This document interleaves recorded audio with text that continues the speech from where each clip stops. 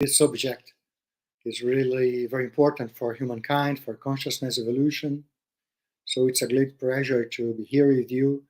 Thank you to Reaprendencia, this international branch that organizes the diffusion, dissemination of the ideas of Conscientiology and the research in Conscientiology everywhere around the world. So thank you so much for this opportunity. Well, and today we have this task to talk about cosmic consciousness. Cosmic consciousness is the same as cosmoconsciousness. Worldwide, the term cosmic consciousness is well known. In Conscientiology, Professor Valdo Vieira, he created the neologism cosmoconsciousness. It is the same. It has the same meaning. And it is a very important phenomenon in personal evolution, for the evolution of consciousness. So I prepared today just a few words, a few topics that I used to present in a course. In this course, where I work together with my colleague Rodrigo Marchioli, we present this course here in Brazil, and we intend to present it also in other countries. So I will try to talk to you about a few topics that we used to present in our course. Okay, I selected a few subjects. So I may talk to you a few introductory words and then definitions about cosmic consciousness. I may talk to you about some information about my personal experience, history and references on the subject, and then two topics concerning theoretical and practical approaches. The first one is the scale of expansions of consciousness, and then hypotheses about expansions of consciousness. To introduce this subject, as I said in the beginning, cosmoconsciousness is the same. It's a synonym to cosmic consciousness. And there is another expression, expansion of consciousness, that can be used also to understand the nature of this phenomenon. When we talk about expansion of consciousness, we are trying to understand the process that leads to cosmoconsciousness. And this process, it may be experienced through intermediate or gradual phenomena. So we admit that it's possible to an individual to develop the skill to access the cosmic consciousness through gradual expansions of consciousness. And there is a very important consequence of all that. That is the cosmic sense. That means when you may acquire, when you may develop a new way of life, perceiving other consciousness, finding a more evolved sense in your personal life, understanding evolution, understanding a higher level in terms of ethics. We call it cosmoethics. Putting all those subjects together, we call this way of life the cosmic sense. So these are the subjects that we may talk about today, okay? But we have a few key topics that may help us understand the way towards cosmoconsciousness. The first is the fundamentals of self-parapsychism and projectability. So self-parapsychism is the ability to perceive extra-physical dimensions and to communicate with other consciousness, even those consciousness who live no more in the intraphysical dimension. The people that is deceased, we call them the extraphysical consciousness, the conscience. Conscience means extraphysical consciousness. So we can communicate with those consciousnesses. And projectability is the ability to develop experiences out of the human body, to live the human body through the phenomenon of out-of-body experience. We call it the projection of consciousness. So it's very important. If you want to understand Cosmoconsciousness, it's very important for you to develop those skills for many reasons. For instance, for you to understand what is and what is not cosmic consciousness.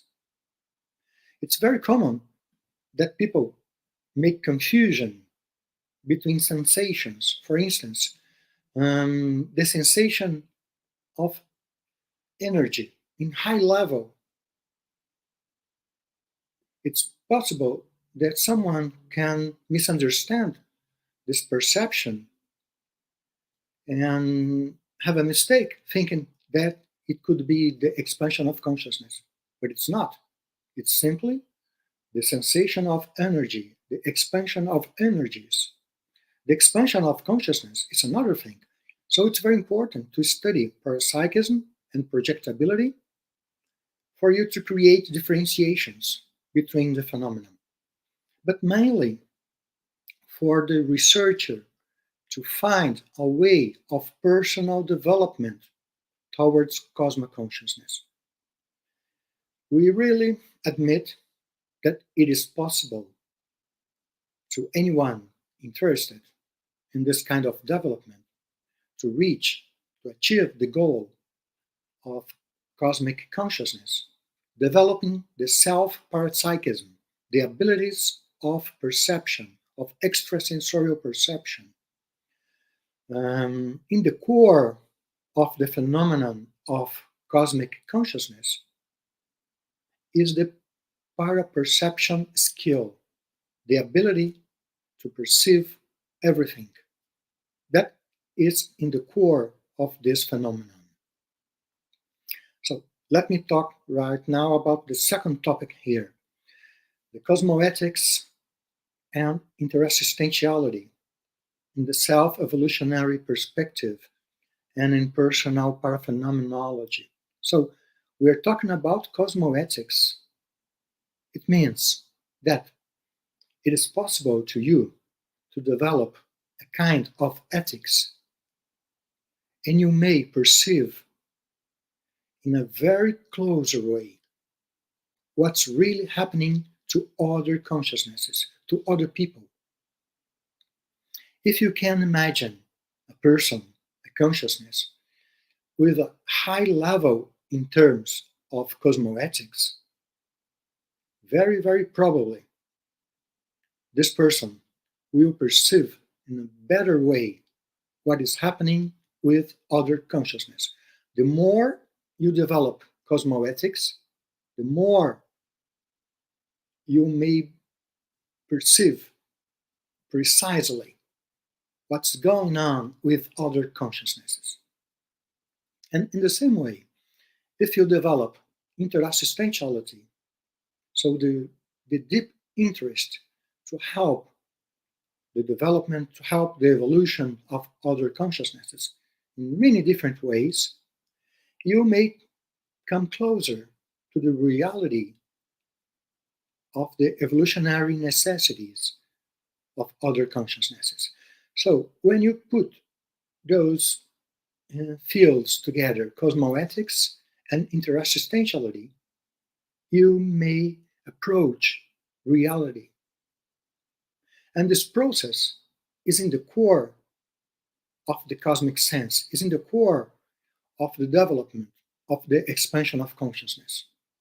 So the perception of the reality of other consciousnesses, and to find a way to go deeper inside this reality. So, and the third topic, and the cosmic sense, this way of life. It is possible to apply the cosmic sense in philosophy, religion, politics, and science in a real way in our world. For instance, let me tell you, you may have heard about the human journeys in spaceships outside our planet. For instance, trying to reach the moon.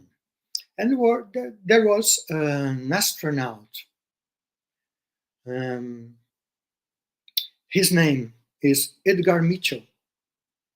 And Edgar Mitchell, he was outside the planet Earth, looking to the space, into the Earth, and he had the experience of expansion of consciousness, probably a cosmic consciousness.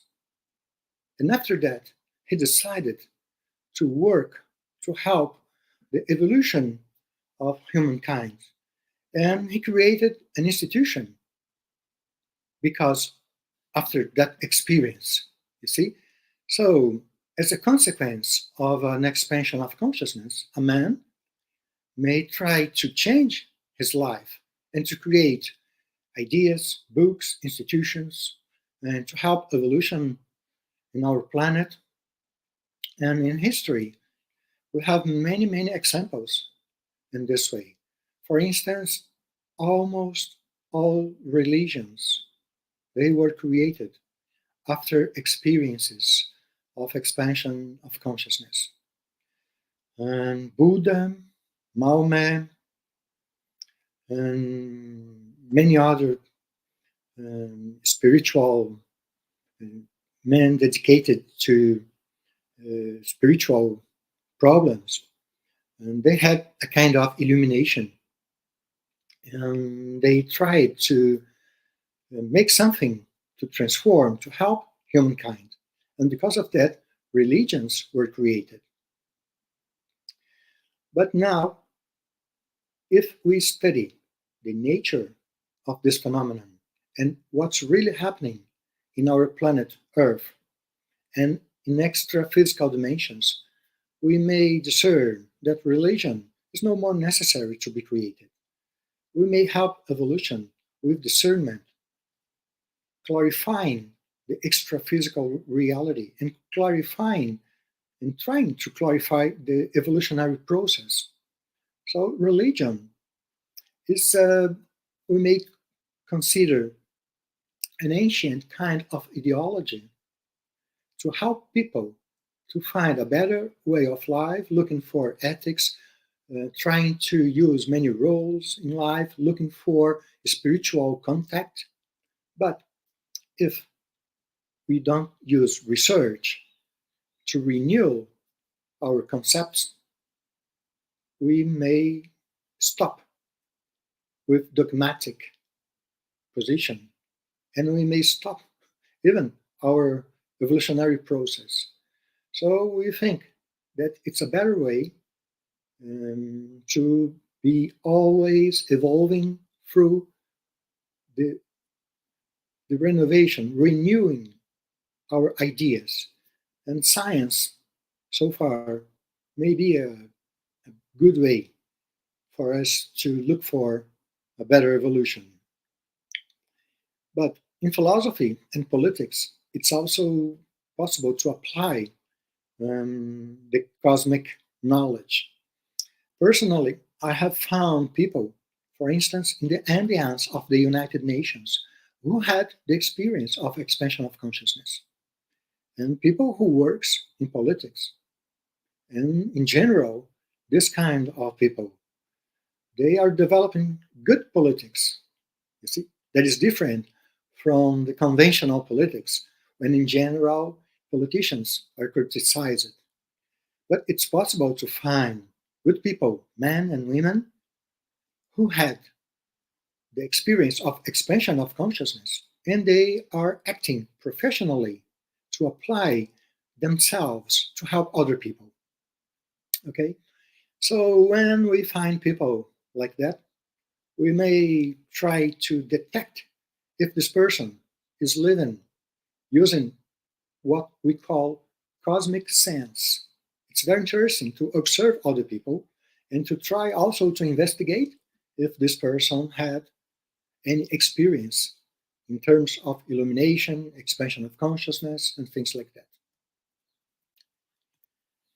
So let's see what Conscientiology says about Cosmoconsciousness. In this slide, you may find a definition in the book Projectology. The author of this book is Professor Valdo Vieira. And let's read here this definition. So, Cosmoconsciousness is the inner condition or perception of the consciousness of the cosmos, life, and the order of the universe, the indescribable, intellectual, ethical exultation when the consciousness feels the living presence of the universe and becomes one with it in a single, indivisible unit. So this definition, I consider it a very, very good definition because Professor Valdo could put together very important notions and conceptions. For instance, in the beginning, cosmic consciousness is the inner condition or perception of the consciousness of the cosmos. So here, Professor Valdo is calling our attention that cosmic consciousness is essentially a phenomenon of perception. Okay? This is in the core of this phenomenon. And perception of what? Of the consciousness of the cosmos. We may translate this expression, maybe, if we can perceive all the consciousnesses together in the cosmos. And we may ask if the cosmos has a consciousness, only one. We don't admit this possibility. We admit that the cosmos is made by a very great quantity of consciousness. We don't know how many. It is too much. We may consider bacteria, the viruses, all the living beings before the human being, and the living beings after the condition of the human being, and also the organisms that may live in other planets, and also the consciousness who live in other dimensions. So when we say the perception of the consciousness of the cosmos, it means everything together. It's really a very, very great perception. Also, the perception of life and the order of the universe. What means the order of the universe? Well, I don't know this answer, okay? But I can think about it. For instance, when I observe a child developing the sense to put objects in order, classifying objects, we can observe that the sense of order is inside the consciousness. So I have a philosophical reflection. If the order that we may perceive in the universe, if this order may be provided by highly evolved consciousnesses who can organize the universe itself. So this is a kind of speculation, because during an experience of expansion of consciousness, it is possible to feel and to perceive this kind of order in the universe. And I speculate if this order, it also represents the perception of high evolved consciousnesses who organizes the universe. So this is a speculation, but we're trying to apply logic in this kind of problem, okay? So, coming back to our definition. Yes, Anna, please. Excuse me, Ulysses. We have a question from Munir Bazi. He's asking if you could give an example of cosmic consciousness in the field of philosophy. Okay, Munir is a great friend. He's a philosopher and he's also a physician. He's a very good professor in Conscientiology. So, we know a few philosophers who had the experience of expansion of consciousness. Maybe this kind of experience was not reported in the way we would like to hear. But for instance, I don't know if you heard about Schelling. Schelling in the 18th century. It seems that he knew about this possibility of expansion of consciousness. And he wrote about that, and he changed his way of life in this way. And in other philosophers, in the recent history, for instance, Immanuel Kant, he's very known. For instance, Schopenhauer, Hans Driesch, and before them, Plotino, in the beginning of the times before the Christ age, Plotino wrote about the consciousness, about subjects very important in our world for humankind, for a person to understand his role in this life. So a philosopher, when he can have some kind of experience in terms of deep experience, he may try to translate this experience, trying to give other visions of our world, of our existence. If we go deeper in the subject, I remember the first writings in the Indian tradition. We call them the Vedas, the Upanishads. When wise men, they wrote about consciousness, about extra-physical experience, and even in those books, those philosophers, I may consider them also philosophers. They were men of spirituality, of philosophy.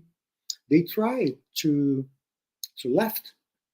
give us information about possibilities in life, for us to understand the reason, the meaning of life, not only thinking about the material life, but also about the spiritual life. And the way those people in general had this kind of contact with new information was through expansion of consciousness, and also the experience outside the body. And they could report those experiences. So this kind of possibility is very important to a philosopher.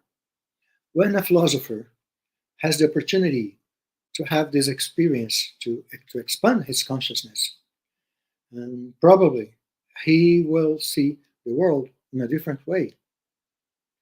And different from people from religion, they try to use categories more related to reality, to expose their thoughts and their way of thinking about the world. That's it. If I can remember something more about the philosophers, I will try to say here. Okay? So I let's go was ahead. to kind of prepare myself for this presentation. And one thing that people have this phenomena when they have they experience um, a projection. It's like a life-threatening projection when they have like an out-of-body experience when they are in extreme situations. You heard about that, or Yes, how that applies to? yes. If I could understand your question, Mhm. you are asking in which kind of situation people About may near-death experience experiences. the expansion of consciousness or the cosmic consciousness. Well, you may experience in the intraphysical dimension or in the extraphysical dimension. In general, outside of the human body, it's easier because you don't have the limitations of our brain, of our physical body. But you have also the challenge at first to stabilize your lucidity. So it's necessary to develop outside of your body at first a good level in terms of extra physical skills for you to be in a stable condition outside of your body. After that, it's much easier to expand your consciousness. And the way to do that, Professor Valdo Vieira described it in a very good way in his book Projectology. You may choose one way in your sensory skills. For instance, maybe your vision, your thoughts, your energetic sensations. You may choose one of these ways and you may apply your attention, your consciousness through this sensory way. Okay? You may try to expand your consciousness choosing one sensory way. This is the basic extraphysical technique for the expansion of lucidity or for the expansion of consciousness. Professor Valdo describes this technique in his book. I may say that it's not difficult to develop this kind of skill. At first, you may try to develop it even in the intraphysical dimension, and it works very, very well. In the beginning, of course, a person, an individual, may not perceive clearly what's going on, but after a few experiences, when you apply attention to your consciousness attributes, you may discover that it is possible for you to expand the function of your personal attributes. Okay? But let me take this opportunity right now to try to make a differentiation between consciousness and what is not consciousness. This is very important. For instance, if you try to expand your consciousness, how do you know that it is really happening? Okay? This is not easy. At first, you may try to perceive what is not consciousness, what is not you. So, where is you in the whole experience? For instance, if you try to expand your energies and you feel your energies expanding, your energies, they are not your consciousness.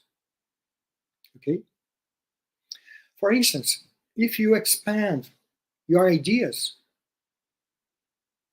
the ideas you have, they are not your consciousness.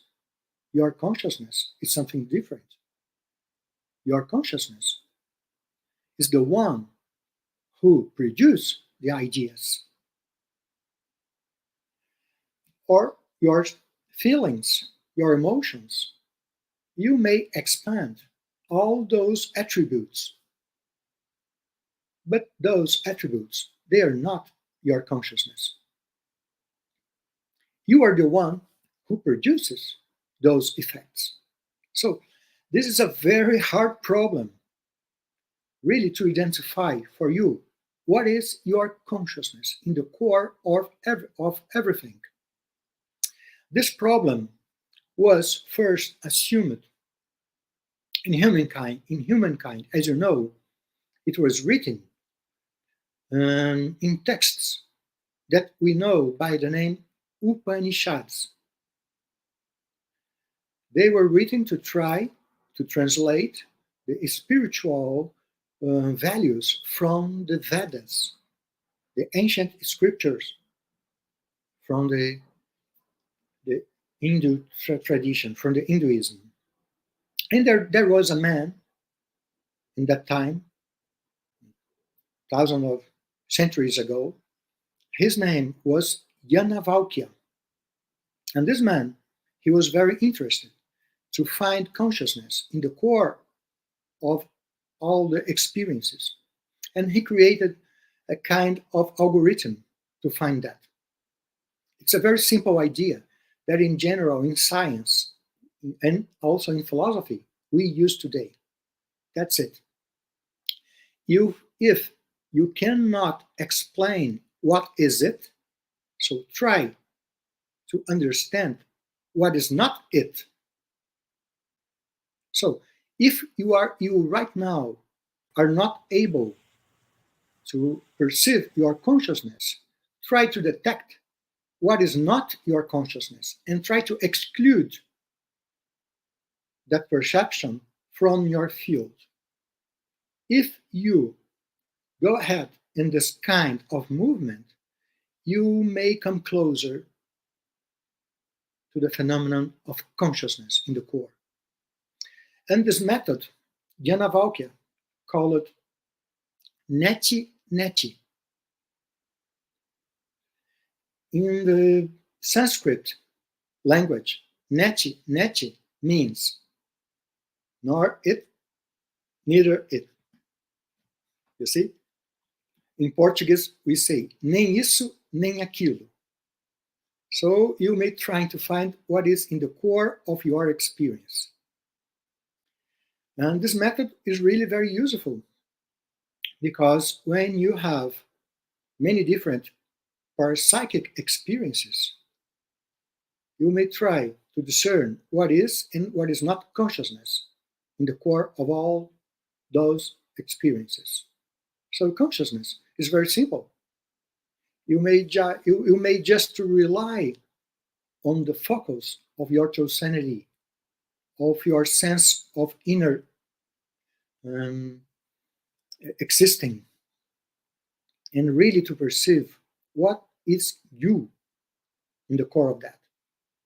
So through the experience of expansion of consciousness, this core of consciousness is what you may perceive in a greater and expanded way. So it's very hard to explain what is it. So the method that in general we use is saying what is not your consciousness for you to achieve, for you to reach the core of yourself in the expansion of consciousness. I may ask you excuses because I have so far any other better explanation. I don't know, Anna, if you want to say something or ask. I saw that you came to our screen. I don't know if you want to ask something about that. Yes, we have some questions here. I think you already answered a few of them. One said that probably a great number of people already experience without knowing what it is. I think that's true. And I imagine you can confirm near that experience, people, they put a frame according to the experiences that they have. and they are going to kind of interpret the phenomenon according to their beliefs. So that comes to another question, which is from Rui Bueno. He is asking, let's see here, in what sense intellectuality can help us experiencing the phenomenon of cosmoconsciousness?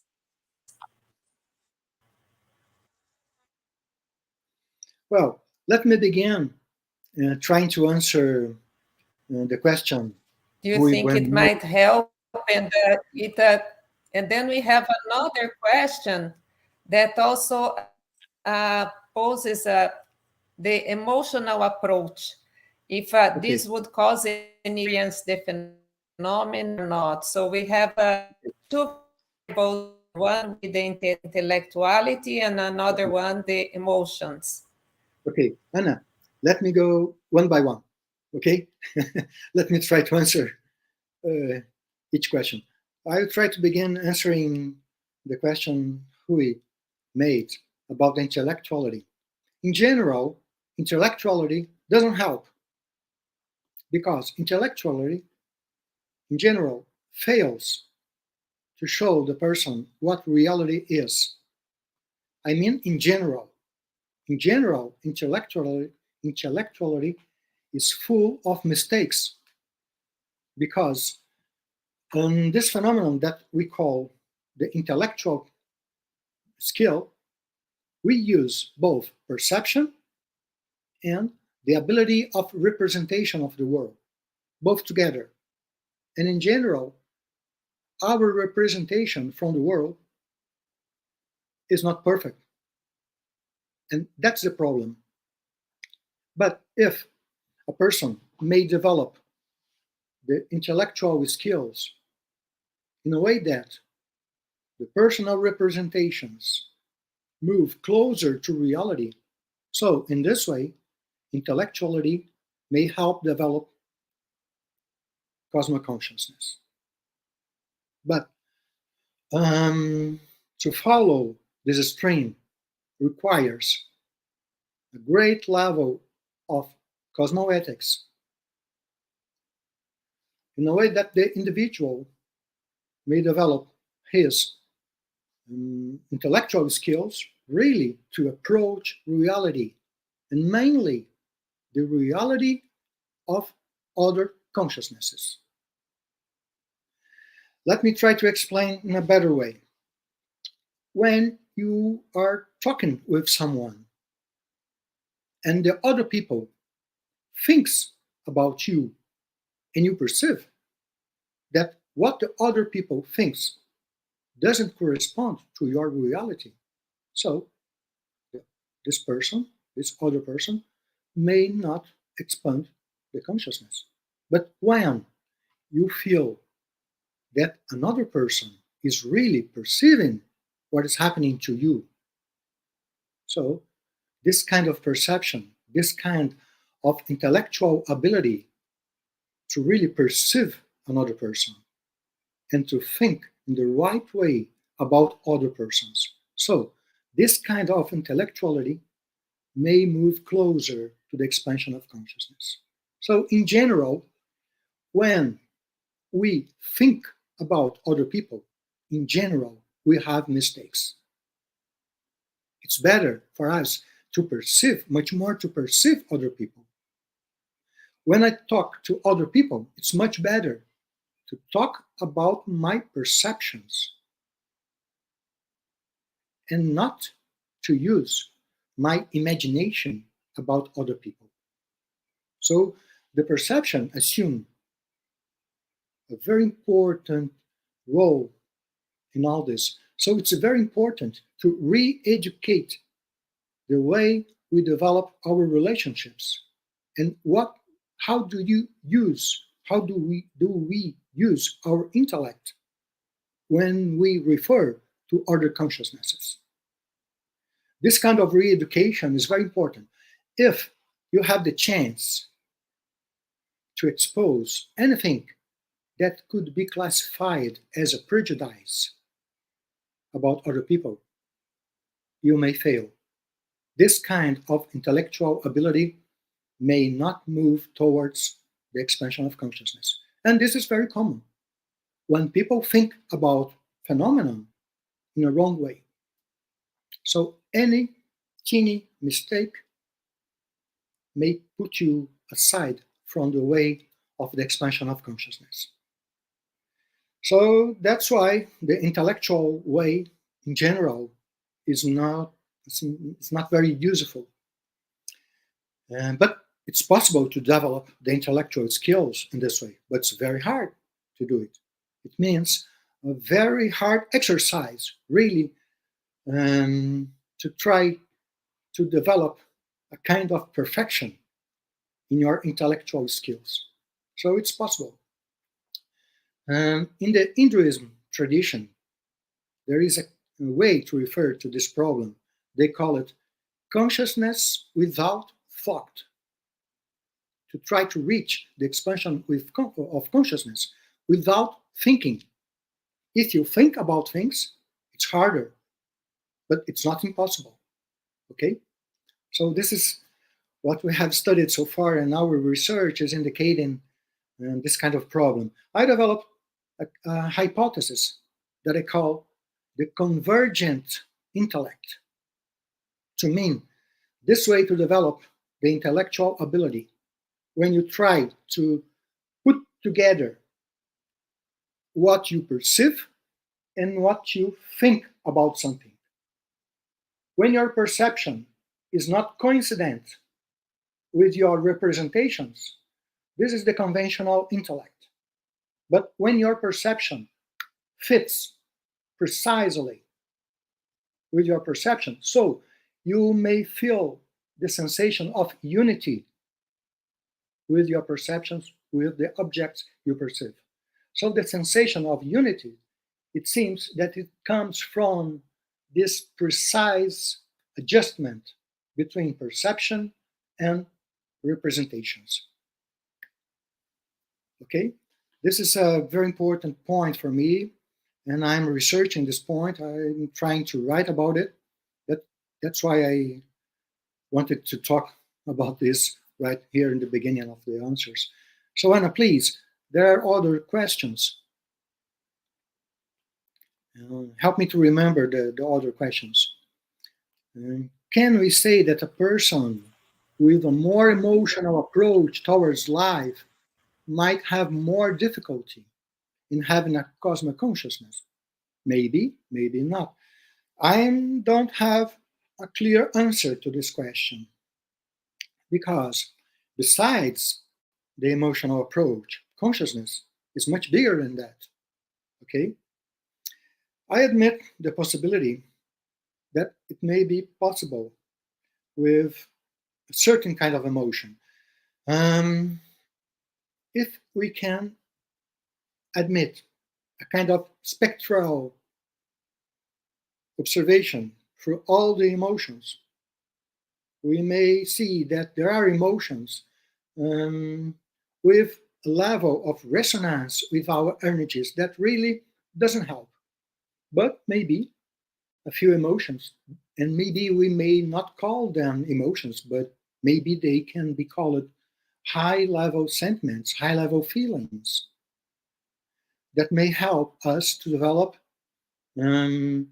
high-level energies, high level of resonance.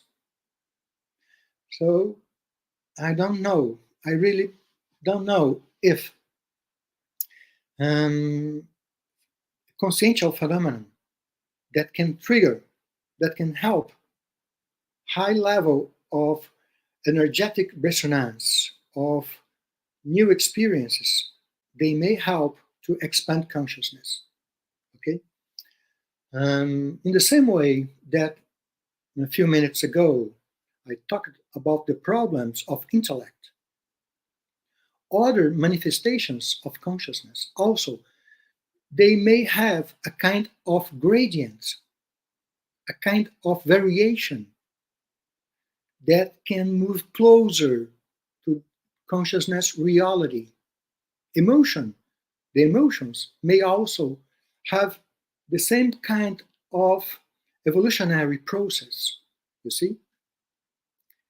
So any kind of consciential attribute may evolve towards the expansion of consciousness. This could be a general theory of everything that happens with consciousness. So I would not exclude any kind of consciential attribute from this path. You understand? But we may study the perspective of evolution of the attributes in general for us to understand this way. Okay? Let's see other topic, other question. Very good. Thank you so much, Ulysses. We might continue with the slides. Let's go. So we're talking about definition. This definition we can talk the whole day about this definition. But let's see here. Those are the next slide, please. The next.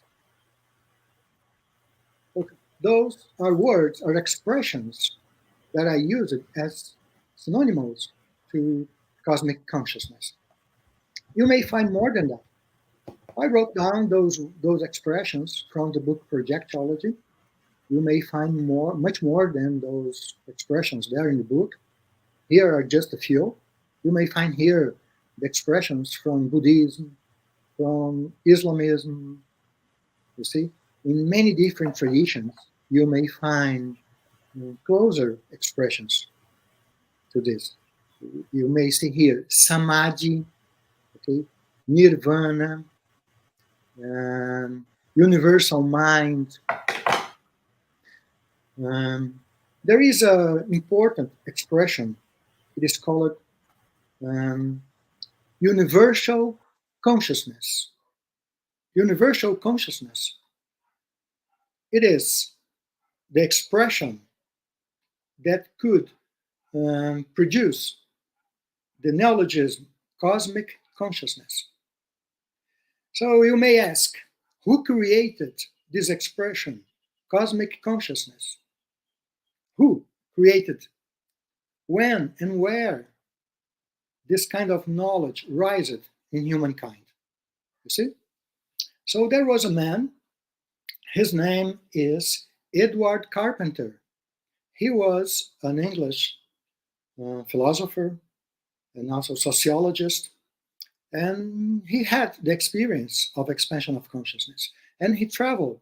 He went for a long trip, more than once, to the eastern part of the world, to India. And he wrote many books. And he got in contact with Hinduism, in the core of the tradition. And he wrote a book. It is called From Adam's Peak to Elephanta. This is the title of his book. And he proposes the name cosmic consciousness to refer to this experience of expansion of consciousness. And Carpenter, Edward Carpenter, he was a very close friend from Richard Book, the Canadian. Really, he was born in England, but he moved to Canada.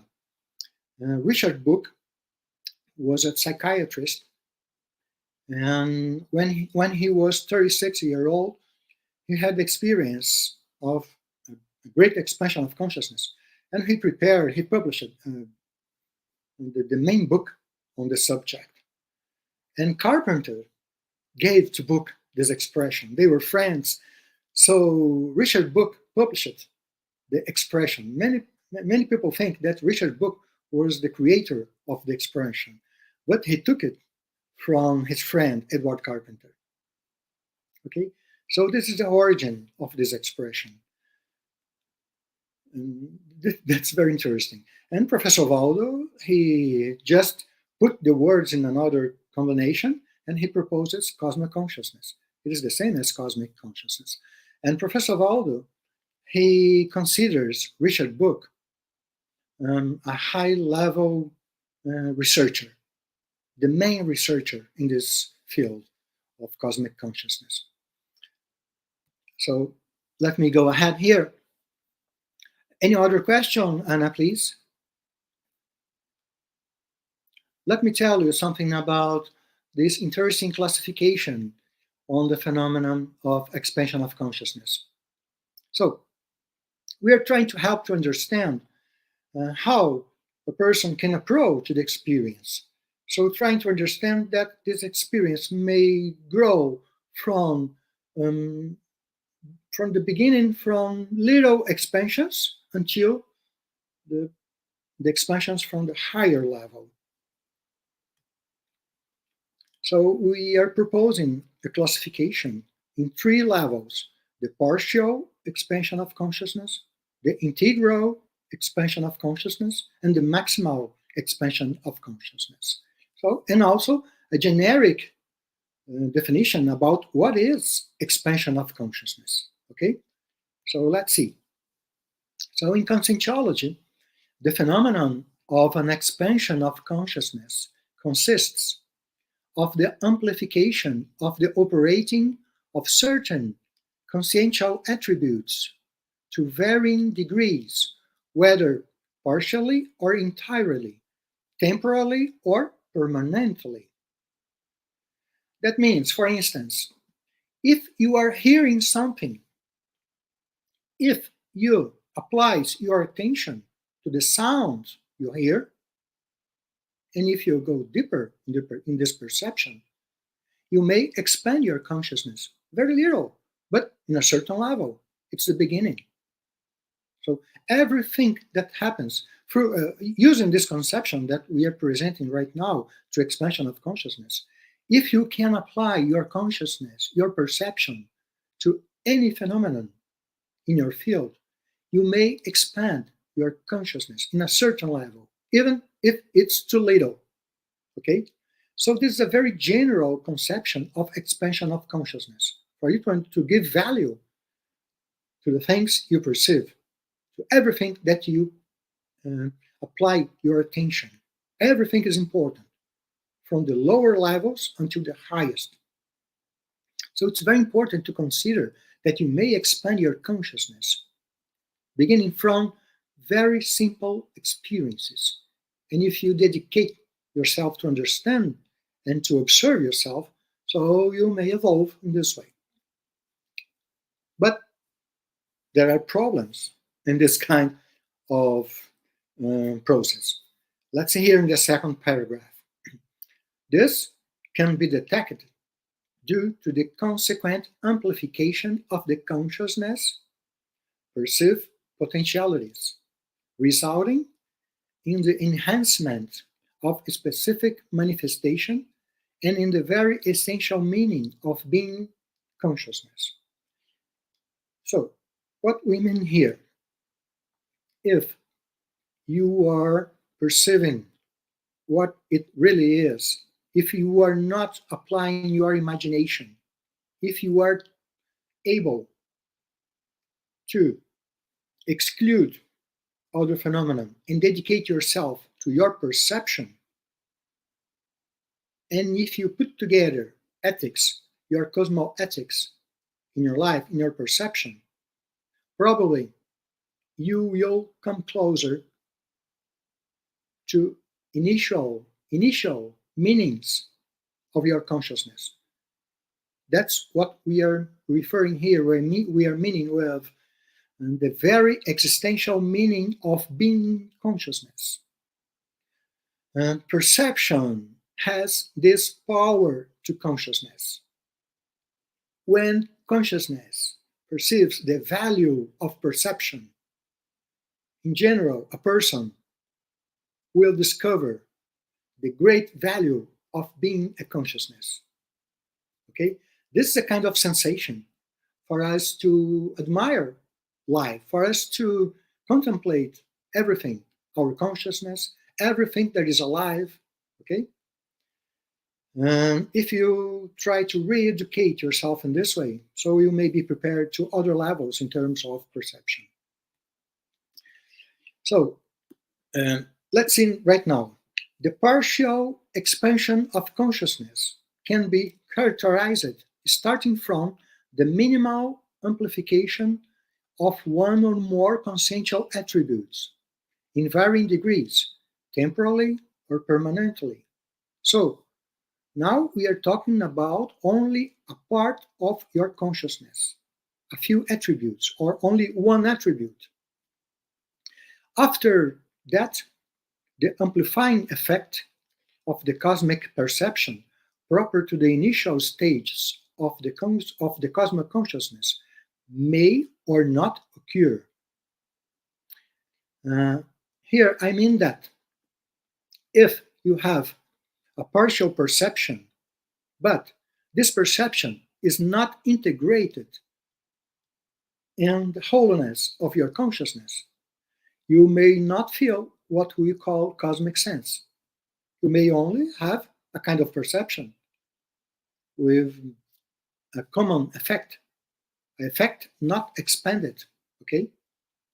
For instance, written here in the second paragraph, this category represents a common manifestation between people when one exerts one or more attributes in a way above the normal, but still it is possible to occur significant deviations in relation to the reality and to moral values.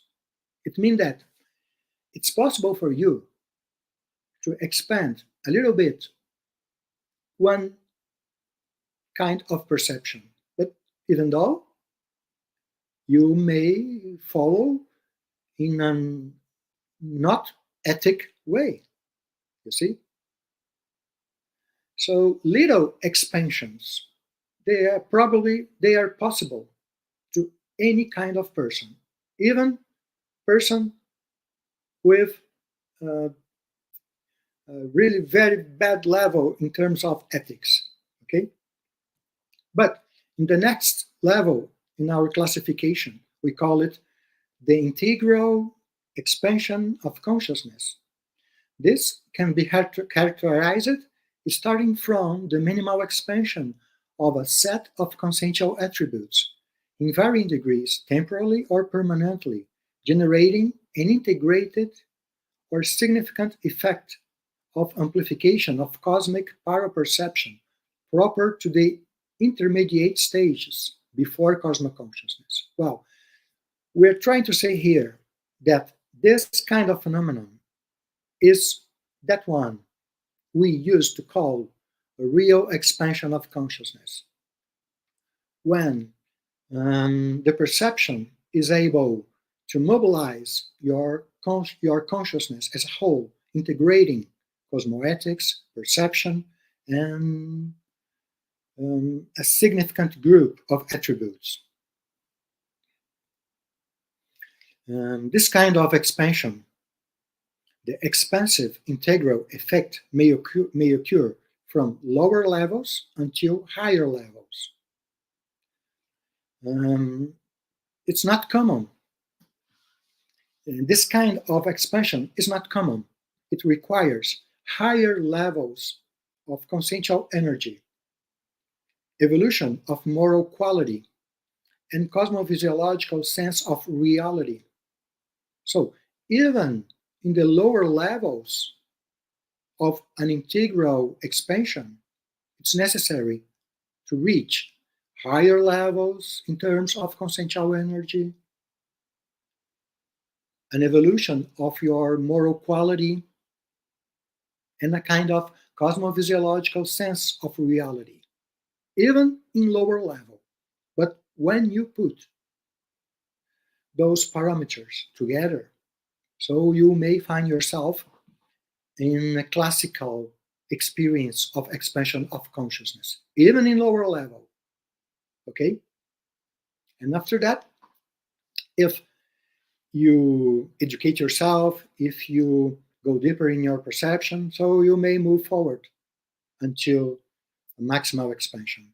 So this is a possible category to be taken as a feasible objective in a shorter period. So you may develop this skill. This is possible to anyone to develop this, since you find a cosmoethical way of life. Without cosmoethics, we think that it's not possible to develop integral expansion of consciousness. So here, cosmoethics is necessary in this level of classification. Okay? I will move forward because I know that we are close to the end of our time here. Let me tell you just a few words about this.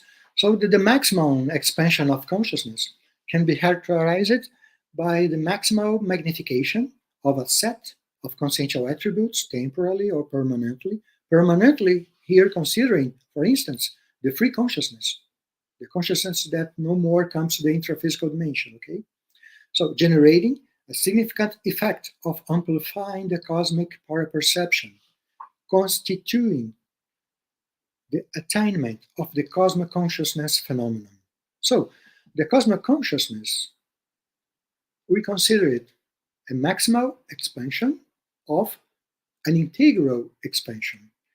This is a theoretical approach that we use it to try to show that it's possible for anyone to reach cosmic consciousness, we say, through the intermediate, the gradual expansion of consciousness.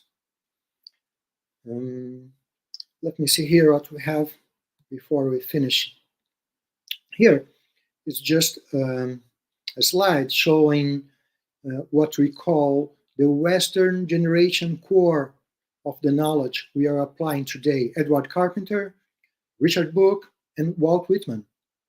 Those three men, they worked together to help people to get in contact, mainly in the Western and also after that in the whole world, trying to write about this phenomenon. And after that, a group of people helped to disseminate the knowledge about this phenomenon. William James, just a few years after Richard Book was dead, he wrote about Book's experience. He wrote about that in his classical, The Varieties of Religious Experience. And the same did Evelyn Underhill in his book about mysticism. And the same, Piotr Uspensky, Aldous Huxley, and those people, they commented about Richard Book experience. Mainly, Piotr Uspensky, he developed a very hard critique about Book's work. Okay, it's very important if you can read the chapter number 23 of this book, Tertium Organum. Uspensky, he develops a very interesting critique to Book. It's a very technical critique. It's very interesting. We have references from Professor Waldo in many books. Projections of Consciousness. He first published it in 1981. The chapter number 60 is about, he describes experience of cosmic consciousness. And he has a special chapter in the book Projectiology. He has a special chapter also in the book 700 Experiments of Conscientiology. He wrote a verbit in Portuguese about it. Let me tell you, I wrote a chapter in this book, Cosmic Consciousness and Human Excellence. It was published in Cambridge Scholars. It was edited by my friends Mahmoud Masaeli and Rico Sneller. I call this history about Richard Book, and I present a few hypotheses in Conscientiology in this chapter. And this idea about the gradual development of the expansions of consciousness, I published about this topic in this book, Spirituality and Global Ethics, in 2017. And after that, I also developed a kind of differentiation. What is cosmoconsciousness and what is faith? But I developed a study of faith to show what is faith, what is not faith. But there is a special approach concerning cosmoconsciousness in this chapter. It was published in Belgium, not in Cambridge. It's wrong here what I wrote. It was not in Cambridge. It was in Belgium, a house publishing in Belgium.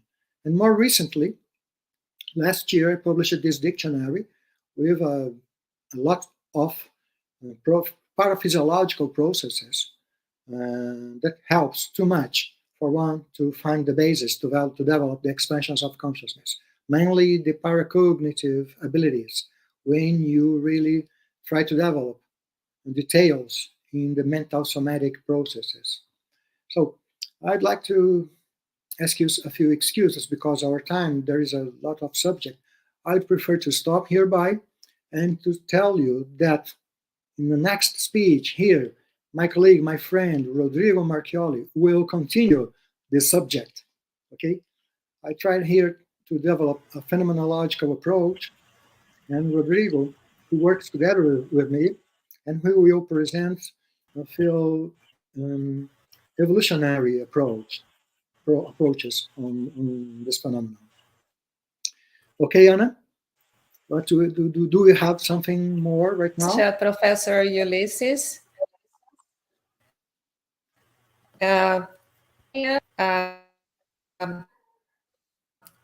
On December 4th, we are going to have also give course of Cosmoconsciousness along with Professor Ulisses.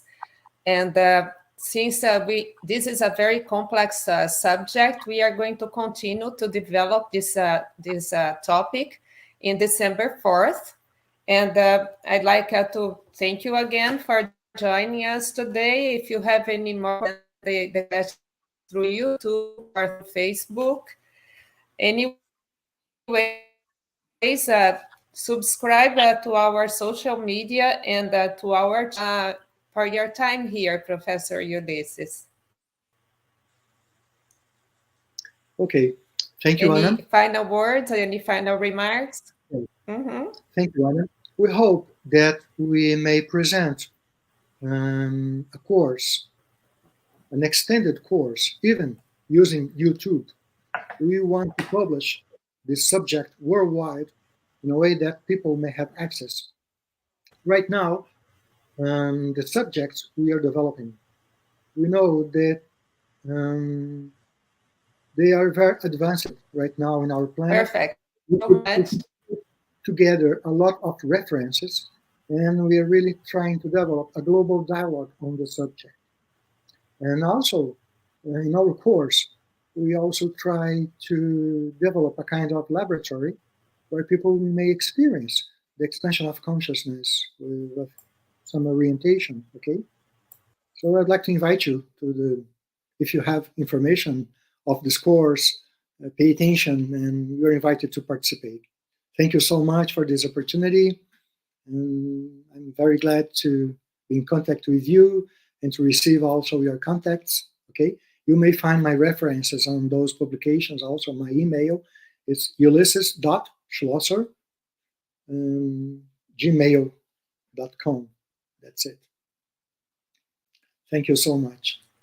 Thank you so much, and have a very good day and a happy evolutionary journey. Thanks for joining us.